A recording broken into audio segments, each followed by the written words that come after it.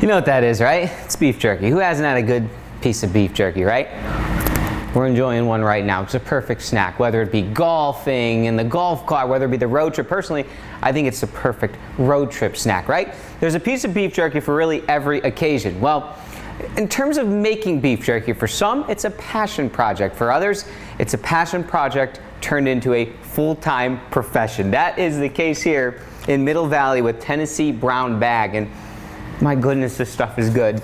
I'm gonna have to take a pause on eating it. We're gonna meet the owners here. Heather Petroccioni. Yes.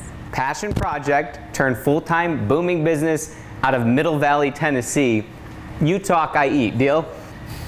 So I guess I started making it, the original recipe, probably about 15, 16 years ago. Really? Just for my family.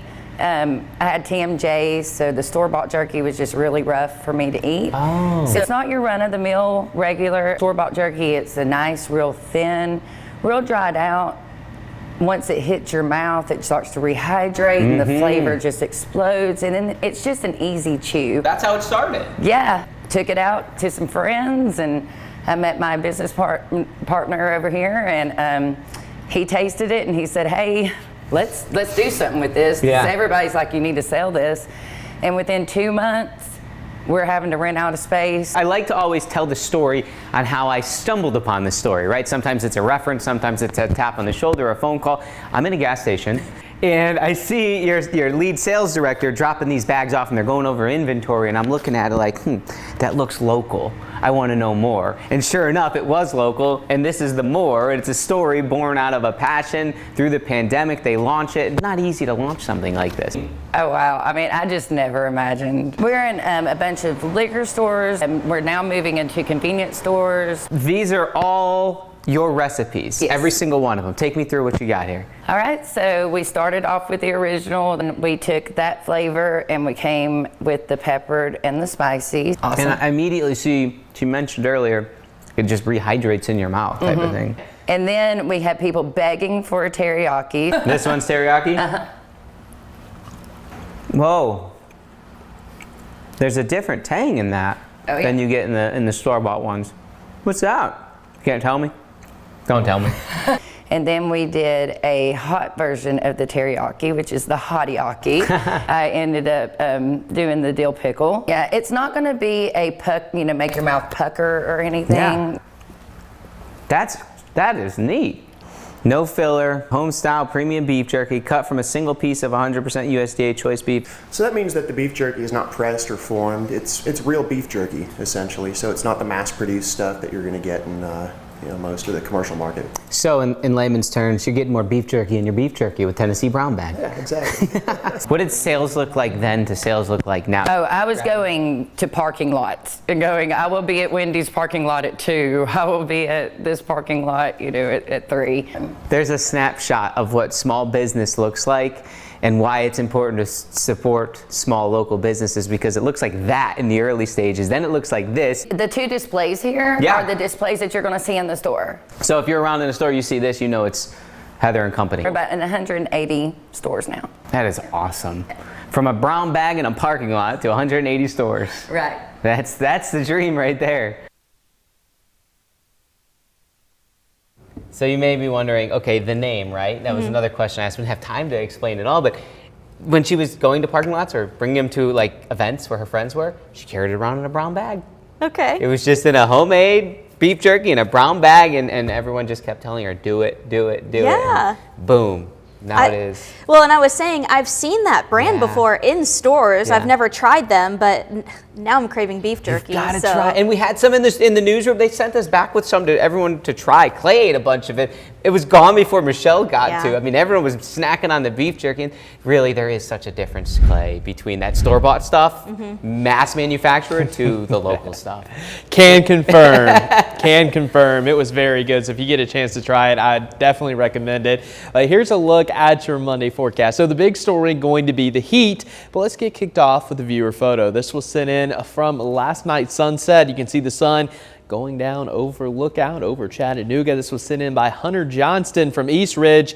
Thank you, sir, for sending that one in. You can see the red skies, just a gorgeous shot there. So if you get any photos this week, weather at local3news.com. We'd love to feature you here on the morning show. Here's a look at your temperature stepping out. It's actually very, very comfortable. We had dry air, so temperatures dropped pretty quickly overnight with those clear skies. 59 into Blue Ridge and Murphy, 59 in Lafayette, 64 in Altamont, 63 in Cleveland, 68 here in Chattanooga. Highs today, mid-90s pretty much across the board here in the valley. 94 in Spring City and Decatur, 94 in Soddy Daisy, 89 in Altamont, a little bit cooler along the Cumberland Plateau, 89 in Andrews, 92 in Tellico Plains, 89 in Blue Ridge, 92 in Chatsworth, and 93 down in Somerville. We'll have 95 in Bridgeport and 96 in Stevenson. So the next big thing gonna be the heat. It is really gonna heat up as we close out the month of August. In fact, we're talking triple-digit heat here across the Tennessee Valley, all because of this high pressure that's going to continue to slide to the east and eventually kind of situate right over the top of us by Tuesday. It's going to continue to slide to the east slightly heading into the rest of the week, and that's going to allow winds to return from the south. It is going to be downright hot as we get into the middle of the week, and as those winds return from the south by the middle of the week, the humidity starts to increase heading into Wednesday, Thursday, Friday, and eventually the weekend. So it is going to be hot and humid. The heat index Wednesday through Friday upwards of 105, and we're talking record-breaking heat possible. So you have your daily maximum high temperature, or record high temperature I should say, in red here, and the forecast high in orange. So we're going to be pretty close to either tying or beating the record Wednesday, Thursday, and Friday. So we'll be on record watch, and then we'll cool down a little into your weekend. But we're starting the day off with a picture-perfect view here over Bradley County looking towards Hamilton. Just a gorgeous shot here, taking a look at our Food City cam. And as we take a look out the door, again, no rain to be found this morning, not only here in the Tennessee Valley, but really across the entire southeast. It's staying dry here, and that's going to be the story for today. Again, maybe a passing cloud later this afternoon and evening, but notice just not a whole lot showing up on our future cast, so we're going to put it into the future even more. In fact, we're going to start it back by, we'll say, Friday afternoon, because that's when things could get a little more interesting. And of course, Friday night football, we may be dodging a few showers and storms. Now, fortunately for now, it doesn't look like it's going to be anything widespread, but we'll have to watch this pretty closely, because if we get more moisture, we may have to bump those rain chances up Friday into Saturday. And it looks like Saturday there may be a higher coverage as we get into the college football season. Notice by about 8 o'clock, some green showing up, and we need it. It's been dry, and that's something we're going to have to watch for those weekend plans. But potential rainfall, not all that impressive across the southeast. Higher amounts into the Carolinas here locally. I'd say 1/10 to maybe 1/4 of an inch from some of the rain chances for the weekend. Again, these numbers could go up a little bit, but for now I don't expect all that much, and we haven't had much rain this month. In fact, look at this, we've only had just over 1/10 of an inch. We're running a 3-inch departure and a 7.5 inch for the year. We've only had 28, nearly 29 inches of rain, so we need it. We're still in a drought across much of the Tennessee Valley, but for today and through at least the next couple of days, we're staying dry. 96 will be your high. Plenty of sunshine and blue skies. Hot, no dry heat today though. And then tonight, 67, pleasant and clear. And as we take a look at your extended Storm Alert 7-day forecast, 97 tomorrow, 99 Wednesday, 100 on the nose by the time we get into your Thursday, and then some storm chances and slightly cooler temperatures going in for your weekend. All right, hot, hot, hot. That's the story. And then more of it. All right, thank you, Clay. Let's get you outside, look at your local 3 traffic maps. We do have an issue. This is 24 westbound just after the split, approaching East Ridge to the Ridge Cut. So westbound from the split. We have a disabled vehicle causing that big slowdown right now. So use some caution, 24 westbound. Again, if you're 75 north going to 24 westbound right now, as soon as you merge, you're gonna deal with that westbound traffic on 24. If you are, say, in the Ottawa area or coming from Ottawa, 24, after the split, you're gonna deal with it entering East Ridge before the Ridge Cut. Backed up traffic, westbound, it's saying because of a disabled vehicle. But listen, there is a major slowdown right now westbound near McBrien Road. All right, coming up next, we'll share what you need to know before heading out the door. Stick with us, back in a few. Local 3 traffic presented by CHI Memorial. CHI Memorial offers virtual urgent care services for Tennessee residents age 18 and older. The service is available daily until 10 p.m. Patients may receive consultations and even prescriptions for non-emergency issues. Learn more at memorial.org. Virtual urgent care.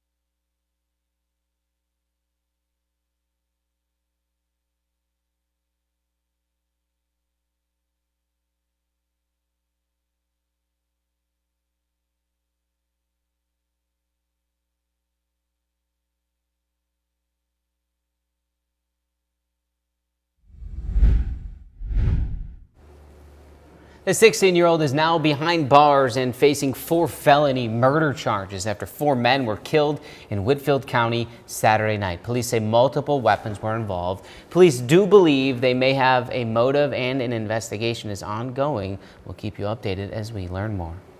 One person has died after a house fire in Bradley County. It happened last night just before 6:30 on Live Oak Trail. Bradley County Fire Rescue says crews arrived and found heavy smoke and intense flames. One person was found inside and pronounced dead. 2 other men were rescued and are in a burn unit in Atlanta. The cause of the fire is under investigation.